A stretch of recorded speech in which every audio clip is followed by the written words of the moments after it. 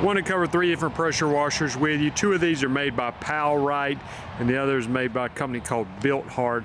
Now the main difference is the 2 Powrite ones, that's Powrite. They are electric, so they're going to plug into electricity, where the Bilt is a gassed pressure washer. And you may look at the 2 Powrites and say those look almost identical.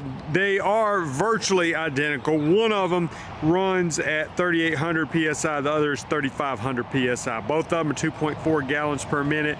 The Bilt gas one is also 2.4 gallons per minute, but it is 3,100 psi. Now, so I want to give you my review of them. Like, I love the electric pressure washer. If you're just talking about like soft washing a house, washing a car, this morning I washed a golf cart, things like that, then I think those are excellent. They're very convenient and they work great. They're quieter.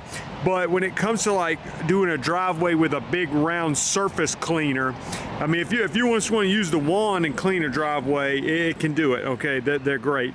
But this one, you know, is the least powerful as far as PSI goes, but it is far better, in my opinion, at running a big surface cleaners. What I'm getting at is I've used a less powerful, even like a 2,500 psi gas one, and it seemed to have more power than these that are rated at 3,800 or 3,500 electric. So again, if you want to run a big surface cleaner and clean a driveway, I would get a gas powered one, and a 2,500 gas power or this 3,100 gas power to me is significantly more powerful in those situations than the 3,500 or 3,800 psi electric ones. But if you're just doing cars and just kind of lighter stuff, or you want to clean with the wand, then the electric ones are great, and they are definitely quieter. This Bilt I've used a couple times cleaning a couple driveways, and they all come with different nozzles and things of that nature. This one cranks up pretty well. Again, I've only used it 2 times.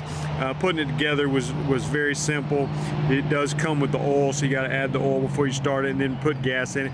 Fairly small gas tank, lasts about 30 minutes. That could be a pro or con. The benefit is sometimes it's not good to leave gas in one if you're not going to use it very often, so you can run the gas out. But the negative is you may have to refill it about every 30 minutes. But I've been happy with all 3 of these, and just want to explain to you a little bit of the difference, because the main thing obviously is electric versus gas powered, but just understand that the gas powered seem significantly more powerful, even though they're rated at less PSI. Hope the video is helpful for you.